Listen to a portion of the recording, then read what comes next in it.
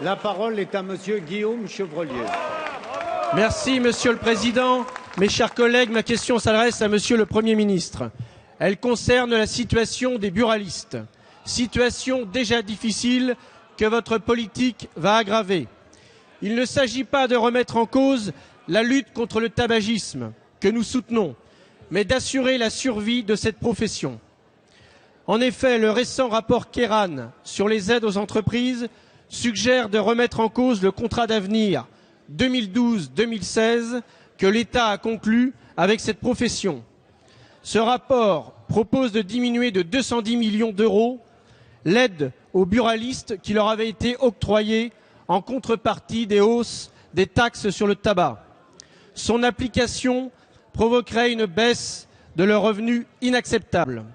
En plus de ces mesures, les hausses répétées du prix du tabac, le développement des marchés parallèles, la hausse des achats à l'étranger qui va s'accentuer avec la suppression de leur plafond, provoquent l'inquiétude et l'exaspération légitime des buralistes.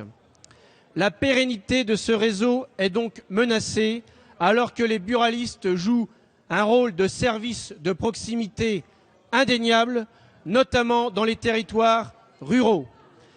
Monsieur le Premier ministre, pouvez-vous rassurer cette profession? Monsieur le Premier ministre, respectez la parole de l'État et donc le contrat d'avenir signé avec eux. Les buralistes, comme toutes les entreprises, comme les Français, ont besoin de stabilité fiscale, de stabilité normative. La parole est à Monsieur Bernard Cazeneuve, ministre délégué chargé du budget.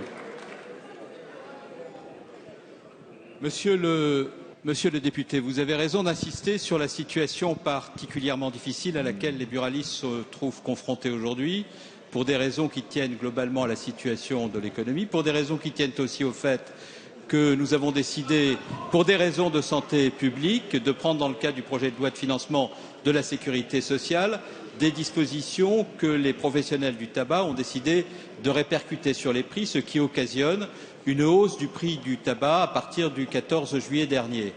Par ailleurs, il y a, c'est vrai, des inquiétudes chez les buralistes concernant la manière dont ont évolué les contrats d'avenir dont ils bénéficient et qui sont une aide à cette profession qui remplit des missions de service public, qui est partout présente sur le territoire et dont nous avons besoin de l'action pour assurer dans de bonnes conditions l'écoulement des produits du tabac et éviter la contrebande. Donc j'ai reçu à leur demande les buralistes il y a de cela quelques jours, notamment le président de la Fédération nationale, Monsieur Monredon, avec lequel nous sommes convenus de prochains rendez-vous, d'une méthode de travail et d'un calendrier. Et de quoi allons-nous débattre au cours des prochaines semaines? Nous allons d'abord débattre des conditions dans lesquelles la concertation s'instaure avec la profession au moment où les hausses du prix du tabac interviennent pour des raisons de santé publique que le gouvernement dans son ensemble soutient. La deuxième chose, c'est que j'ai voulu rassurer le président de la Fédération des buralistes concernant les contrats d'avenir et les aides dont bénéficie cette profession. Ces contrats ont été signés.